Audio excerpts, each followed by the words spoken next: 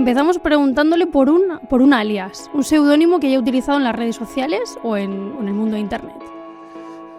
Yo suelo utilizar mi nombre. No sé si eso es muy normal, pero utilizo mi nombre. Pero sí que está bien, me encanta la pregunta porque los investigadores tenemos que decidir al principio de nuestra primera publicación qué nombre utilizar y se quedará de por vida, ya que si no usas siempre el mismo, vas a perder publicaciones que no se te quedarán asignadas. Así es que yo en su día decidí publicar con el nombre de José J. López Espín con guión. Y si no pongo el Espín, López hay, José López hay millones. Así es que, no sé, mi alias sería el López Espín. ¿Y en el chat de Terra? En el chat de Terra, pues no tengo que yo sepa, no tengo ningún seudónimo. Bueno, le pedimos otro ejercicio de memoria. ¿Cuál es su primer contacto con la informática? Pues mi primer contacto fue hace muchos años siendo crío, porque un amigo se compró un Commodore, un Commodore, y con ese nos íbamos a su casa a jugar. Era un ordenador muy, muy, muy antiguo, y es que éramos muy niños, ¿no? Pero mi primer contacto en sí con la programación y todo eso ya fue pues en los años 90, con un Pentium 1. Y con Windows 95, y creo que eso yo lo compré pues finales de los 90, en el 98 así. Fue mi primer contacto, mi primer ordenador, y en ese momento empezó, bueno, pues un punto que nunca ha terminado ya. ¿Qué uso le dio? Pues le di un uso, en ese momento estaba, creo recordar, empezando la carrera de matemáticas o a mitad de carrera de matemáticas, entonces le di un primer uso como matemático, es decir, como estudiante, pero no voy a negar que también le di mucho uso jugando a todos los videojuegos que podía conseguir. Así es que tenía un uso de Word, Excel, matemática y demás, y un gran uso de videojuegos. Bueno, pasamos de ese uso primitivo al actual. Queremos preguntarle por la supercomputación, pero antes de nada, ¿qué es la supercomputación? Muy buena pregunta. La supercomputación la definiría como el uso de ordenadores con gran posibilidad computacional y con gran posibilidad de memoria.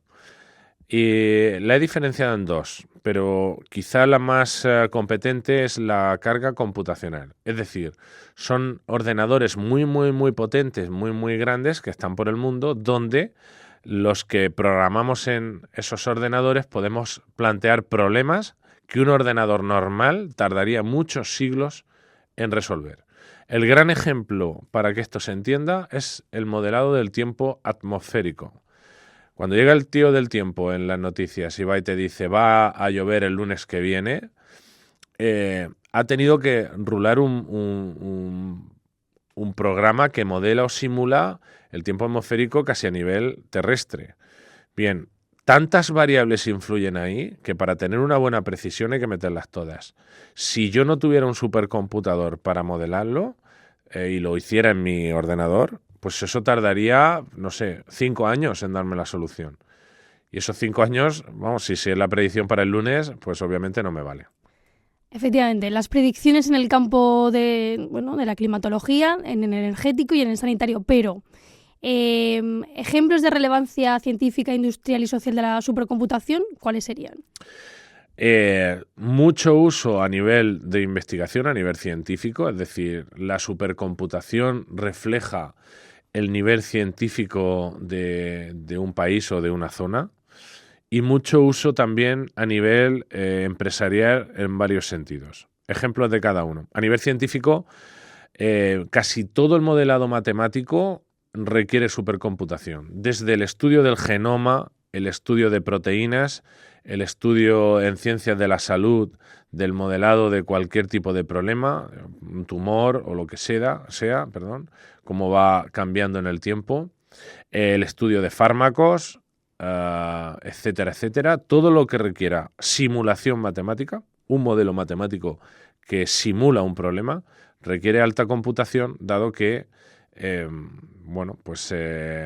cuantas más variables y más información puedas modelar en el problema, pues siempre la estimación a futuro siempre es mejor. Hoy en día, la inteligencia artificial requiere una alta supercomputación. De hecho, ¿por qué hemos explotado ahora en inteligencia artificial y no hace 50 años, cuando muchas de las técnicas ya eran conocidas en los años 60 y 70, como son las redes neuronales artificiales o cualquiera de las técnicas basadas en reconocimiento de patrones, etcétera, etcétera? Pues la supercomputación. De hecho, el salto grande se ha dado de las redes neuronales al deep learning, que es el uso de redes neuronales gigantes, ¿no? Profundas se llama así, el deep learning. Y eso se puede hacer ahora gracias a que hemos dado un salto en la computación a principios del siglo XXI muy, muy, muy grande. Ya no en las grandes supercomputadoras, que siguen mejorando y siguen existiendo, sino a nivel pequeño, es decir, a nivel del uso de las GPU o tarjetas gráficas en la computación natural, el uso de la distribuida, etcétera, etcétera. Por lo tanto, ahora tú puedes modelar, el ChatGPT utiliza un supercomputador, pero tú podrías utilizar software de inteligencia artificial a bajo nivel con tu ordenador porque tienes un multicore que lleva varios procesadores dentro, o porque ese mismo software está utilizando tu tarjeta gráfica que usas para jugar a videojuegos para modelar ese software de inteligencia artificial.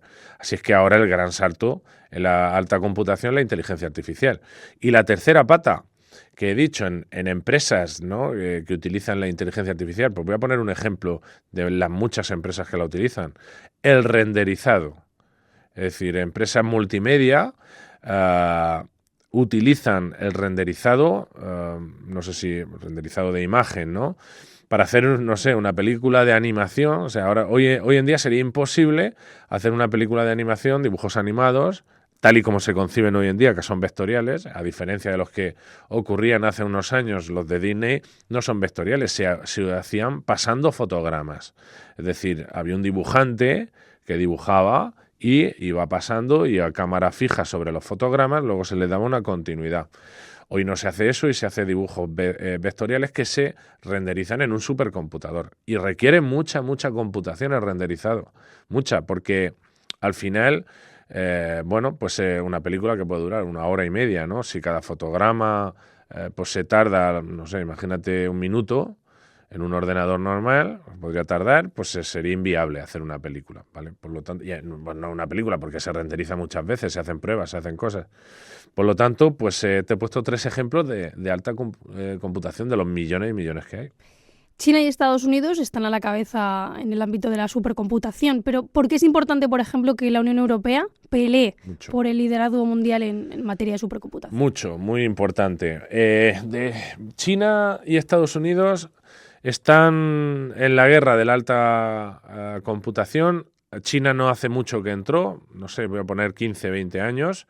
Antes era Japón y Estados Unidos los que durante muchísimo tiempo se han llevado el gato al agua. Europa ha entrado puntualmente y ha salido, ha entrado y salido. ¿Y por qué es muy importante que Europa esté, ¿no?, a nivel mundial en los primeros puestos? Pues muy sencillo. Si no, vamos a depender siempre de lo que nos den los demás. Sobre todo, tenemos una alta dependencia de Estados Unidos. Nosotros podemos comprar hora de computación. Yo en mi grupo de investigación he comprado, ¿no? Cuando tú haces una solicitud a un supercomputador para investigar un tema, hay 2 opciones. Puedes entrar dentro de las convocatorias de ese supercomputador que hacen gratuitamente para apoyar proyectos de investigación, etcétera, etcétera, o puedes comprar horas. Comprar horas significa que tú pagas, 3 céntimos por core y hora, por decir algo. ¿Qué significa? Pues que estás pagando un dinero para ejecutar una serie de software, para estudiarlo, para etcétera, 1000 cosas.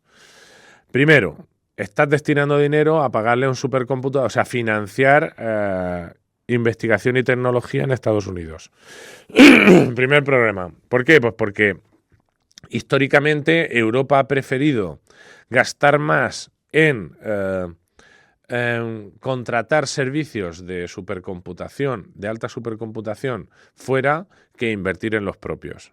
Por lo tanto, siempre vas a tener una dependencia y, lo que es más importante, siempre vas a ir a la zaga. No olvidemos que, claro, tú dices, bueno, es que lo mismo tienes un proyecto en el que pides apoyo a un supercomputador en Nueva York y te sale gratis. Ya, pero estás llevando tu proyecto y contando tus líneas de investigación punteras a ese supercomputador en otro país. Y tenemos que entender que tenemos que estar a la zaga de la alta investigación a nivel mundial, porque si no Europa pues se quedará pues unos pasos más atrás, ¿no? Un claro ejemplo es la inteligencia artificial. En la inteligencia artificial, Europa a principios del siglo XX, mitad del siglo XX, estaba pues casi a la zaga de Estados Unidos en tema tecnológico y de supercomputación. Entra en juego la inteligencia artificial, que se desarrolla a finales del siglo XX y principios del XXI, y había un movimiento hacia Asia. Es decir, nos ha ganado la partida, sobre todo China, pero no solamente China. Aquí entran más países, en Tailandia, incluso el mismo Vietnam, que es un país que no está tan desarrollado como los demás, y hay un desarrollo en inteligencia artificial muy fuerte. Entonces se mide no solamente por proyectos de investigación punteros a nivel de centros de investigación, que en Europa mayoritariamente son las universidades y centros públicos, en España tenemos el CSIC y otros, sino también se mide en empresas punteras en este ámbito. Algunas de ellas son los famosos unicornios, ¿no? Son empresas de muy alto valor y se mide la capacidad tecnológica y puntera y de innovación y de talento de una zona o país o continente a partir de cuántas de este tipo tengan dentro de sus fronteras o de sus filas. Estados Unidos tiene muchas, Asia tiene, China tiene, ¿vale? Europa no tiene, o no tiene a ese nivel. Claro, yo es lo que estoy hablando de unicornios. Tenemos empresas muy potentes, pero no tenemos a ese nivel. Otro claro ejemplo que me vale, el desarrollo de la vacuna del COVID. El grupo que la desarrolló, el que la investigó, era un grupo alemán. Sin embargo, la vacuna se desarrolla en Estados Unidos. Eso lo sabemos todos. ¿Por qué? Porque el grupo alemán tiene la investigación básica, y eso ocurre en Alemania, en Francia, en España, en muchos sitios de Europa, pero no tiene la capacidad tecnológica de desarrollo y de llevada al mercado. Eso no la tiene. Por lo tanto, ¿quién se enriqueció de esa investigación europea? Estados Unidos. Y eso hay que revertirlo. Es que hay que revertirlo. Por eso hay que invertir en tecnología, aparte de invertir en desarrollo, en investigación básica.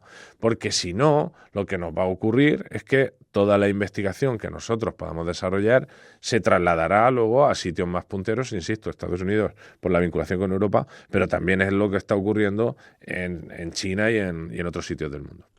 Bueno, hay una sorpresa en la lista de supercomputadores más potentes del mundo y con el Mare Nostrum 5 porque es español. Pero usted ha tenido ocasión de trabajar con los predecesores.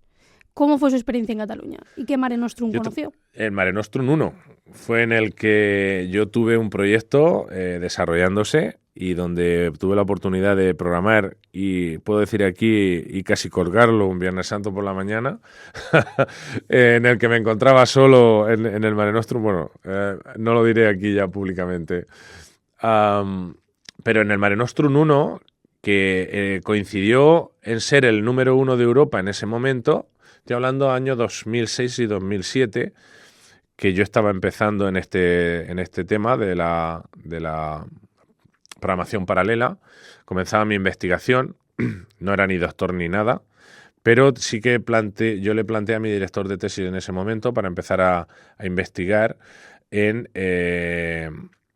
modelos econométricos que necesitaban una gran carga computacional. Y ese fue el proyecto que nosotros presentamos a Mare Nostrum, que en ese momento comenzaba, y bueno, no lo admitió y estuvimos desarrollándolo durante un tiempo, 2 años. Estuve desarrollando el Mare Nostrum.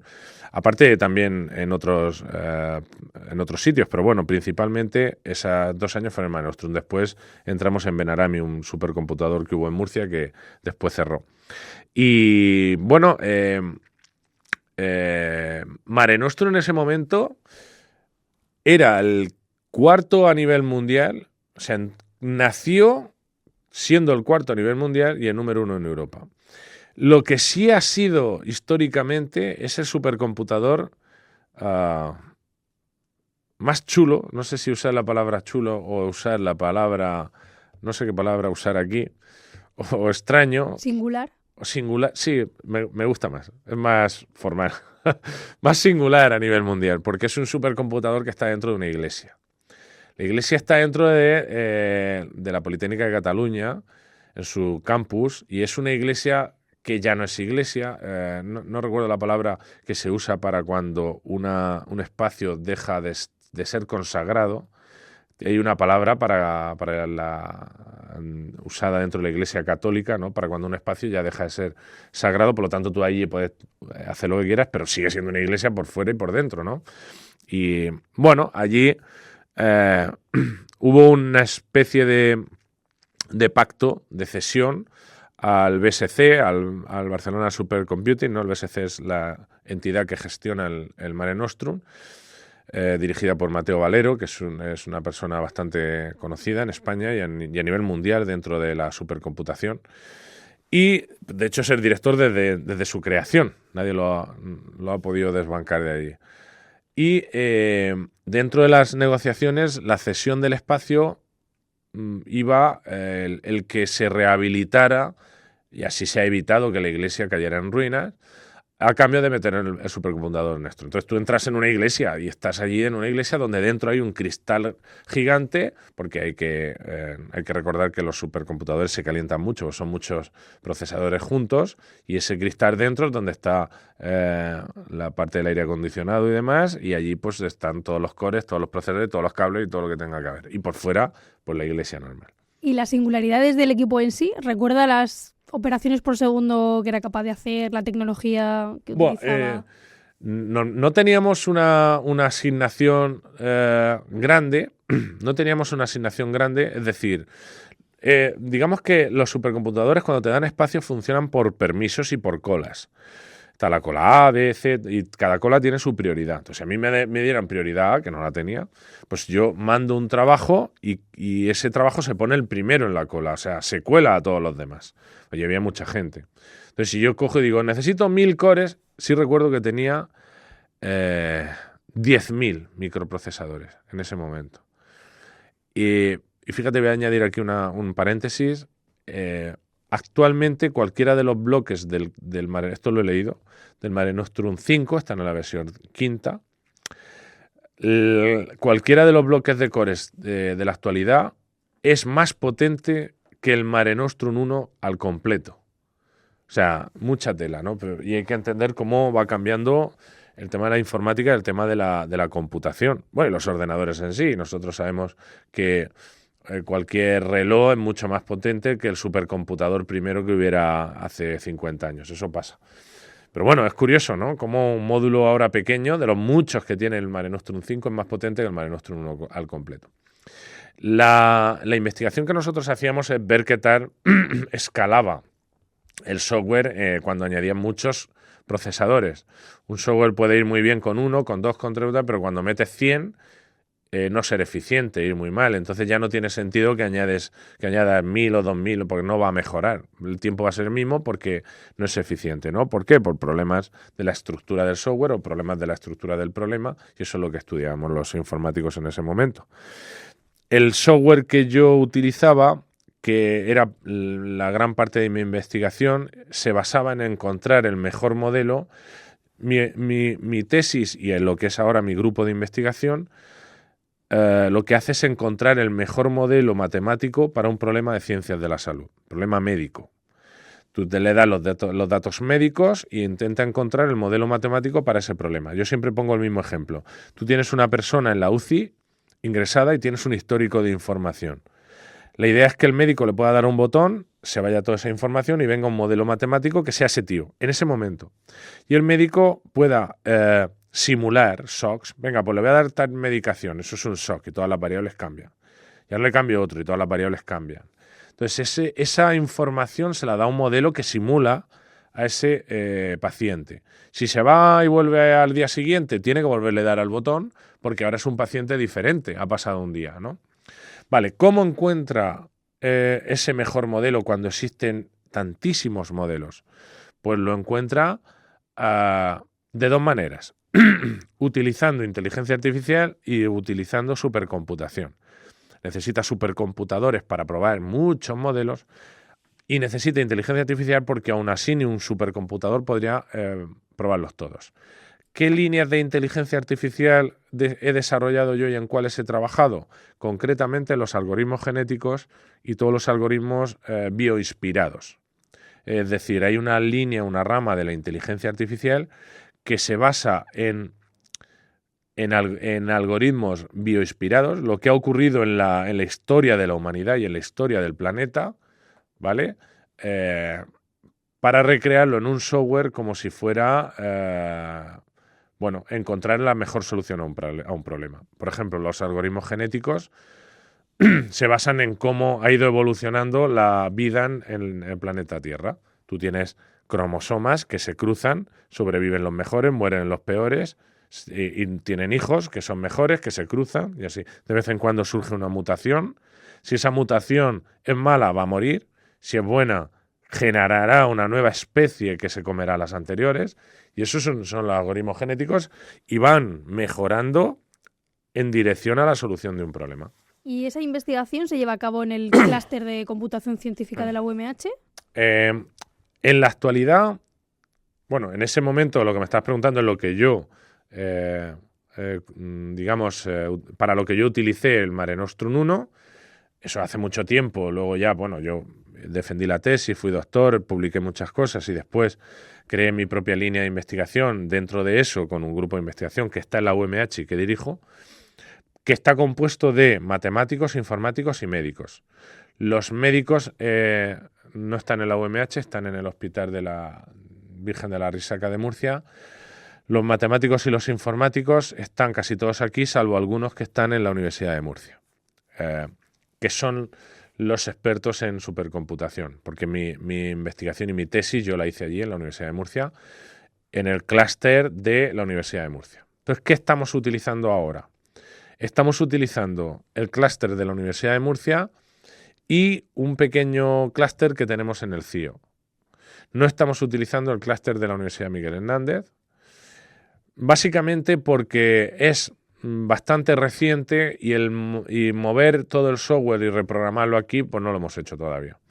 Y en estos años hemos utilizado dos supercomputadores, uno en Alemania y otro en Italia, donde hemos pedido dos proyectos diferentes para probar problemas, porque yo te estoy hablando en línea general, esto tiene muchas flecos que tú vas probando, o sea, tú no pides esto en general, lo planteas en general y dices, y ahora quiero estudiar este fleco, y para eso te dan espacio. Hemos pedido en Italia, hemos pedido en Alemania y en la actualidad, pues estamos solamente aquí, en Murcia, en el CIO. ¿Por qué apostar por los superordenadores es apostar por el futuro? Aparte de lo que he comentado al principio, que necesitas... básicamente, no solamente los supercomputadores. Necesitas dar estructura a la investigación en todas las líneas. Yo hablo de esta porque es la mía, pero entiendo que podría venir otro y hablarme de otra y ser igual de importante. ¿Qué quiero decir con esto? No es suficiente con apoyar la investigación básica. No es suficiente con apoyar en laboratorios.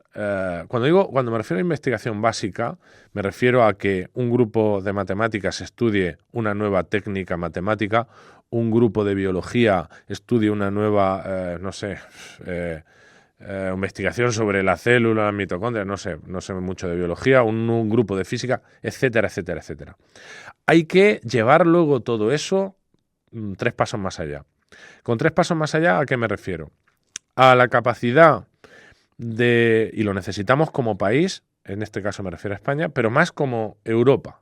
Nos tenemos que ver como Europa ya, porque es muy raro que grupos potentes trabajen de forma aislada en un país solo. Si nosotros no le damos la estructura para que ese grupo lleve esa investigación a la sociedad de varias maneras, o bien explotándola como una empresa, o bien explotándola como una patente, o bien explotándola sin necesidad de recursos económicos, simplemente dando los pasos más allá de la investigación básica y aplicándola a problemas reales. Yo, por ejemplo, llevo investigación a problemas de ciencias de la salud. Eso es una aplicación. Yo no estoy rentabilizándolo económicamente, que no descarto el montar una empresa en un futuro, desde luego mientras que sea vicerrector es imposible. Pero montar una empresa en la que yo pueda rentabilizar económicamente un spin-off y ganar dinero con toda esta investigación, pues yo no la descarto, porque verdaderamente más de una vez lo he comentado con mucha gente. En el parque lo he comentado con su directora y con gente que trabaja en el tema, que sería una posibilidad muy, muy, muy, muy real el llevar esto a su explotación, pero podría explotar una patente. Puedo hacer una patente en la que otros la lleven a la empresa y yo simplemente pues la rentabilice. O ni nada de todo eso, simplemente puedo hacer una serie de publicaciones que otras empresas o otros investigadores lleven. La forma de que otro investigador que está en la parte más de desarrollo y no en la de investigación básica lleve esto es que él tenga la posibilidad de explotación de todo esto. Todo esto son ejemplos y cosas que estoy poniendo de por qué es necesario tecnología para apoyar o dar el paso, la aportación que necesita la investigación básica a la sociedad. Y de hecho en España siempre hemos pecado de hacer muy buena investigación básica y quedarnos ahí. Y que otros la aprovechen. Que lo mismo no la aprovechan en ese año, la aprovechan, no sé, 50 años después, pero la aprovechan otros. Eso es un pecado que hemos cometido en España, en Europa un poco también, pero mucho, mucho, mucho en España. Vale, y ahora le pedimos una valoración de una noticia reciente publicada el 14 de noviembre, ¿no? Que decía que hay una gran sorpresa en la lista de supercomputadores más potente del mundo. Se llama Mare Nostrum 5 y es español, ¿no? El sistema español es ahora el 8º más potente del mundo y destaca además como el 6º más eficiente de la lista paralela Green 500. ¿Qué valoración hace de esta noticia? Muy, muy, muy positiva. Tengo que decir que desde el 1 nos habíamos quedado totalmente fuera. Cada vez que hay un cambio de Mare Nostrum, a ver, Mare Nostrum, y en España no solamente está Mare Nostrum, es el más famoso, el más potente, porque la BSC es la que más recursos tiene. Pero en España hay muchos supercomputadores. Segundo poder está en Galicia, que también bastante bueno. Extremadura, Cáceres, tenemos otro, Madrid. En Murcia tuvimos y ya digo que cayó, centro de supercomputación. En la Comunidad Valenciana no hemos, hasta la fecha, dispuesto de un centro de supercomputación de forma normal, como el de los que estamos hablando, sino que hemos tenido máquinas dentro de las universidades que pertenecían a grupos de investigación o máquinas que perteneciendo a la universidad pueden ser utilizadas por grupos de la universidad, pero no son máquinas que se rentabilicen como un centro de supercomputación en sí.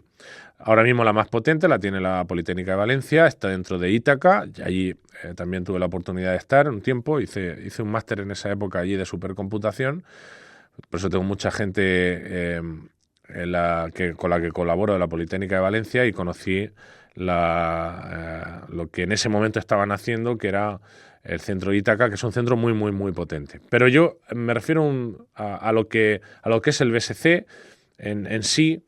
La Comunidad Valenciana no lo tenemos, no estaría de más hacer una inversión en ese tipo. Pero ¿por qué en Cataluña, por qué en Barcelona? Se dieron muchas variables para que se creara allí, desde apoyo estatal, apoyo de Cataluña, de la comunidad autónoma. Y bueno, se dio una captación de fondos extranjeros muy fuerte, que en eso sí que tenemos que reconocer que Mateo Valero se pinta solo, ¿no? Entonces se dio allí el centro de supercomputación, y lo que ocurre es que cada vez que hay un Mare Nostrum nuevo, el 1, el 2, el 3 y en este caso el 5, que es la noticia que has comentado, lo que hay es un cambio estructural fuerte. Es decir, en el 4 se iba mejorando y en el 3 se iba mejorando. Pero en un momento que por más que mejores, ya no es escalable, ya no tiene sentido. Entonces lo que se hace es un cambio estructural con una inversión grande, que puede ser desde cambiar el paradigma entero de cómo se conectan entre ellos, a cambiar los procesadores por otros nuevos. Según tengo entendido, se ha hecho una apuesta por AMD. Hasta ahora Intel era jefe total dentro de la supercomputación, de los microprocesadores. Yo creo que Intel es bastante más famoso que AMD, puesto que casi todos los ordenadores de mesa utilizaban Intel, pero ahora AMD, que se había recegado a cosas muy concretas, por ejemplo, en la NASA casi todas las cosas llevan AMD, para que ¿me entendáis? Pues ha hecho una apuesta grande por la supercomputación y, según tengo entendido, el Mare Nostrum 5 ha apostado también por AMD. Bueno, eso es un cambio de tecnología completo que requiere cambiar muchas cosas y que te sitúa de pasar del puesto 200 al 4, un cambio así. Bueno, pues en este caso es una muy buena noticia que España llegue al top 10 de la supercomputación a nivel mundial y en Europa más todavía. Y lo que nos dice eso es que se está apoyando el que un centro a nivel nacional o a nivel incluso europeo, porque por lo que has dicho también hay un cambio en el paradigma europeo, pues se está haciendo una apuesta por el apoyo a las nuevas tecnologías de la supercomputación para que haya un desarrollo de la investigación que vaya de la básica a la aplicación, tal y como hemos comentado, para que llegue a la sociedad. En este sentido, es una muy buena noticia. Es una muy buena noticia y hay que entenderla como una inversión en estructura, igual que se hace una autovía, o igual que cuando se invierte no sé, en un aeropuerto, en un sitio donde no existe ese tipo de comunicación. Las comunicaciones generan un polo de atracción económica que viene detrás y que luego eso, 20 años después, es cuando uno se dice, bueno, esto es por esto, ¿no? Por ejemplo, aquí, la provincia de Alicante, pues imagínate cómo sería sin que en su día se decidiera poner el aeropuerto que se puso. Pues obviamente la economía sería muy diferente, ¿no? Y ese aeropuerto pues podría haber estado en Valencia o en otro sitio. Una inversión en estructura atrae innovación, atrae economía, porque atrae empresas, y atrae desarrollo. Por lo tanto, la inversión en Mare Nostrum es una inversión, es una muy buena noticia que veremos rentabilizada en los próximos años.